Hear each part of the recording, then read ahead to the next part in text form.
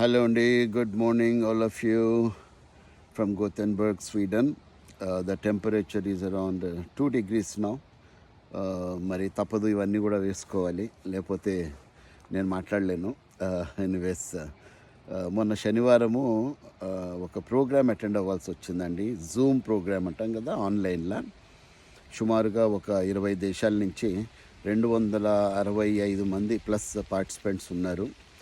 They were waiting for my session. మన IST ప్రకారం, Indian standard time ప్రకారము తెల్లవారి 5:30కి ఆ ప్రోగ్రామ్ స్టార్ట్ అవుతుంది.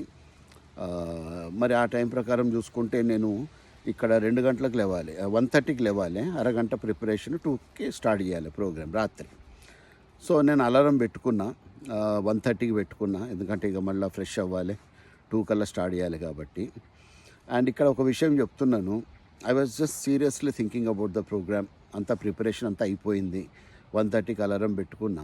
But I woke up at 1:25. నాకు ఎవరో 30 లేపినట్టుగా మెలకు వచ్చిందండి, 1:25కే. సో నేను లేచిన తర్వాత అలారం ఆఫ్ చేయడం జరిగిందనమాట.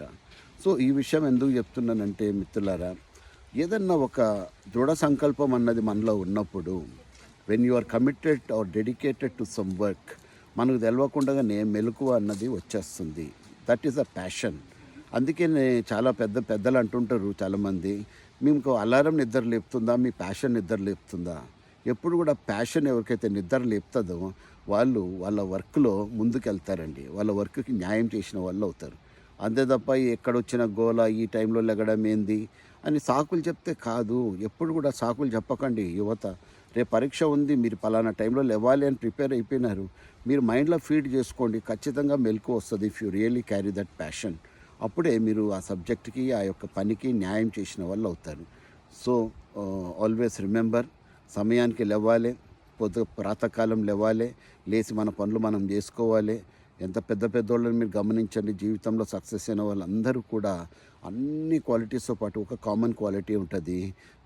అదేమంటారు కదా, ఎర్లీ బర్డ్ గెట్స్ ద వామ్ అని. వాళ్ళ లేచిన వాళ్ళకే సక్సెస్ అన్నది వస్తుంది. అంతే తప్ప నేను పంటాను, నాకు ఎవరు అడిగేది అని బాధ్యతారహితంగా ఉంటే మాత్రము జీవితంలో కొద్దిగా వెనకబడే అవకాశం ఉంటుంది. కాబట్టి always be prepared for any work. Spring లెక్క లేవాలి, మన పనులు మనం చేసుకోవడం స్టార్ట్ చేయాలి. I wish you all the very best.